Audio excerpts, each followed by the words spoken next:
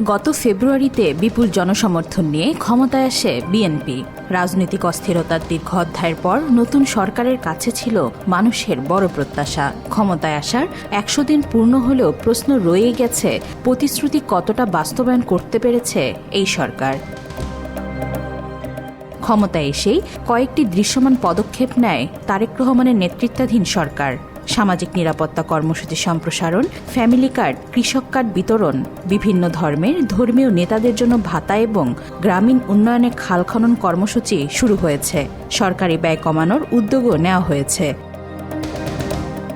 প্রথা ভেঙে বিএনপির সংসদ সদস্যরা করমুক্ত গাড়ির সুবিধা ত্যাগ করেছেন। প্রযুক্তি খাতে দক্ষ জনশক্তি তৈরির পরিকল্পনা এবং নির্বাচনী অঙ্গীকার বাস্তবায়নে ১১৮ দিনের কর্মসূচির কথাও জানিয়েছে সরকার। তবে প্রথম মন্ত্রিসভার বৈঠকে অগ্রাধিকার পাওয়া ৩টি বিষয় হল নিত্যপণ্যের দাম নিয়ন্ত্রণ, আইনশৃঙ্খলা উন্নয়ন এবং নিরবিচ্ছিন্ন বিদ্যুৎ জ্বালানি সরবরাহ এখনও কাঙ্ক্ষিত অগ্রগতি দেখাতে পারেনি। দুর্বল অর্থনীতি, উচ্চ ঋণ, ব্যাংক খাতে সংকট এবং বিনিয়োগ স্থবিরতার মধ্যে দায়িত্ব নেয় সরকার।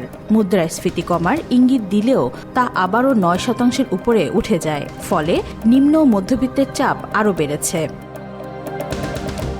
এর মধ্যেই আন্তর্জাতিক পরিস্থিতিও নতুন সংকট তৈরি করে। যুক্তরাষ্ট্র, ইসরায়েল ও ইরান সংঘাতের প্রভাবে বৈশ্বিক জ্বালানি বাজারে অস্থিরতা দেখা দেয়। সরকার জ্বালানি সাশ্রয় ও বিকল্প আমদানির উদ্যোগ নিলেও অনেক এলাকায় সরবরাহ সংকটের অভিযোগ রয়ে গেছে।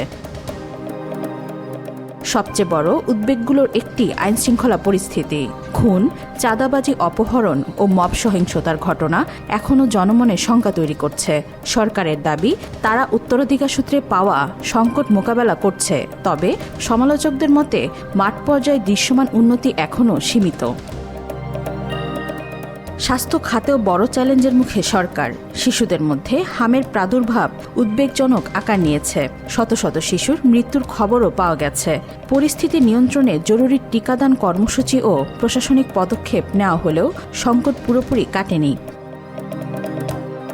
বিশ্লেষকদের মতে প্রথম ১০০ দিন কোনো সরকারের পূর্ণ মূল্যায়নের সময় নয়, বরং ভবিষ্যতের দিক নির্দেশনা। বিএনপি সরকার কিছু ক্ষেত্রে আশার বার্তা দিয়েছে, আবার কিছু ক্ষেত্রে প্রত্যাশা পূরণে পিছিয়ে রয়েছে। এখন মূল প্রশ্ন, সরকার কি প্রাথমিক উদ্যোগগুলোকে বাস্তব সাফল্যের রূপ দিতে পারবে? কারণ ইতিহাস শেষ পর্যন্ত প্রতিশ্রুতি নয়, ফলাফলকেই মূল্যায়ন করে। ওয়াহিদা পারভিন, আজকাল।